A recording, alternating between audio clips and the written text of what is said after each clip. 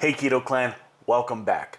So a question for you. Have you just started your keto diet, or are you thinking about starting your keto diet and you're afraid that you're going to miss out on all those great foods that supposedly you're not allowed to have on keto? Well, that's FOMO, and that's what this video is about.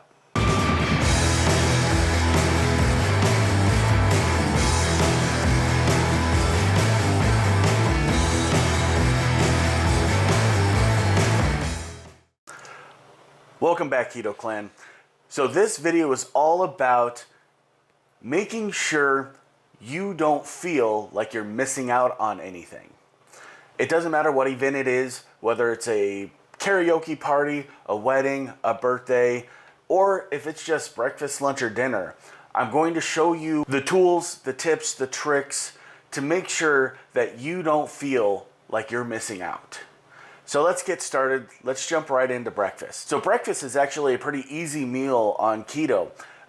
You've got all the great fatty meats, the bacon, the sausage, the hams. Eggs is an amazing food. But what about waffles, pancakes? Well, pretty awesome. We've got this thing called almond flour that actually takes the place of regular wheat flour in a lot of different things. Also, some brilliant people have come up with the chaffle. And this is a picture of a chaffle being smothered in butter and sugar-free syrup. It's wonderful. I use chaffles a lot. But if you're maybe not a big fan of the waffle in the morning, there's also keto pancakes. And keto pancakes oftentimes are just made very similarly to regular pancakes, but you use the almond flour instead. You may want to use a couple of extra eggs because the almond flour doesn't have the gluten in it to bind everything. So breakfast is actually a really, really easy meal to make sure you're still feeling like you're not missing out on anything. Now, lunch is probably the more difficult of them, because what do most people eat for lunch? Sandwiches. Soup, salad, sandwiches. Well, soups and salads, those are pretty easy.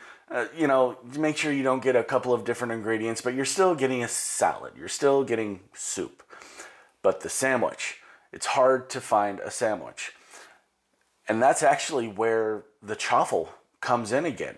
There's quite a number of different ways that you could make chaffles, but just your bare basic chaffle, which is 1 egg, a quarter cup of cheese in a mini waffle iron, makes amazing bread.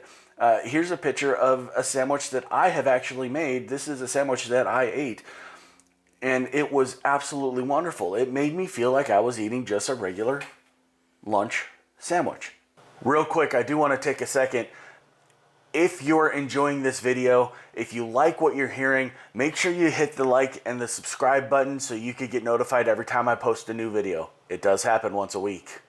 Just a reminder, everybody, we do have that giveaway going on where I am giving away a ketone breath meter as soon as we hit 100 subscribers. So definitely, if you've already subscribed, share this out to anybody that you think might enjoy this. Let's get to that 100 subscribers and get yourself a free ketone meter.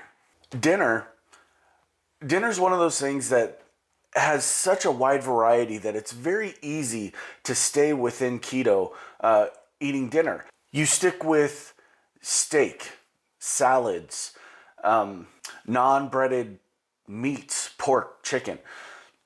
Give yourself some good leafy greens like spinach or broccoli, and dinner takes care of itself. But what if you're having a dinner party? What if you have people coming over that are used to more carbs, or you have a potluck going on and people are bringing in more things? What do you do to make sure that you don't feel like you're missing anything? Well, there's different ways that you could make keto-friendly alternatives to those carby foods. Dinner rolls. Here is a picture of an amazing dinner roll recipe that I found. Also, any fried foods, instead of using flour as the dredge, you could just grind up pork rinds. Pork rinds are amazing. Pork rinds are amazing. I buy this at Sam's Club it's like $5, and it usually lasts me about 2 to 3 weeks. It's huge. And with pork rinds, not only are they a good substitute for chips if you want to dip them in an avocado salsa, or one of my favorite things to do is pour avocado salsa over a block of cream cheese. You use your pork rinds and dip it in like that. But you grind those up. You could use those as breading. You could use those as breadcrumbs to thicken up sauces. It's really a very versatile food. Pork rinds, all fat, very little protein, no carbs as long as you don't get the flavored stuff. If you do get flavored pork rinds, watch out for the maltodextrin. Most flavored pork rinds do have maltodextrin in them. Pay attention to those ingredients. As for desserts, it's kind of hard to be on the internet and doing any kind of a search for keto without finding hundreds and thousands of dessert alternatives for keto. I'm not going to spend a whole lot of time here. All you have to do is do a Google search for keto dessert, whether it be keto donut, keto ice cream, keto Oreos, it doesn't matter. If you follow me on Facebook, and I'll go ahead and put all my social medias down here, oftentimes me and the other Keto Clan members, we do post things often, desserts, different meal ideas on the Facebook group. Once you like the page, you will be able to find the Facebook group and get added to the Facebook group. So go ahead and do that. Now, at the beginning of this video, I did mention parties. Well, if you're like a lot of adults, you do like to indulge a little bit in adult beverages. And most often at parties, there's beer, wine, stuff of that nature, which just typically are not keto friendly. Now, there are some keto friendly beers. There are a lot of the hard seltzers, the hard waters, sparkling waters that are coming out now. I recently had the Michelob Ultra hard seltzer water, which was actually pretty good. But in general, your hard liquors, as long as they're not flavored hard liquors, your whiskey, vodka, gin, rum, tequila, be careful of the flavored stuff because they do typically add a lot of sugar to those. But if you just stick with the straight liquors, you're actually going to be okay. Now, I do recommend, no matter what you do, no matter what you add to your diet, if you have not added it before, test your ketone levels. If you're diabetic, make sure you're testing your blood glucose levels while you're introducing new types of foods into your diet. It's very important that, one, you keep your blood glucose low, and two, you keep your ketones high. If you're starting to eat something and your blood glucose is going too high or your ketones are going too low, maybe you're just extra sensitive to that and you need to not be eating that one. Your chips and dip, I already touched on that with pork rinds. Pork rinds are going to be an amazing substitute for chips. It gives you that crunch. There are chips out there. I believe Quest has a version of a keto tortilla chip, and I'll link to that down below too. I personally have not tried them.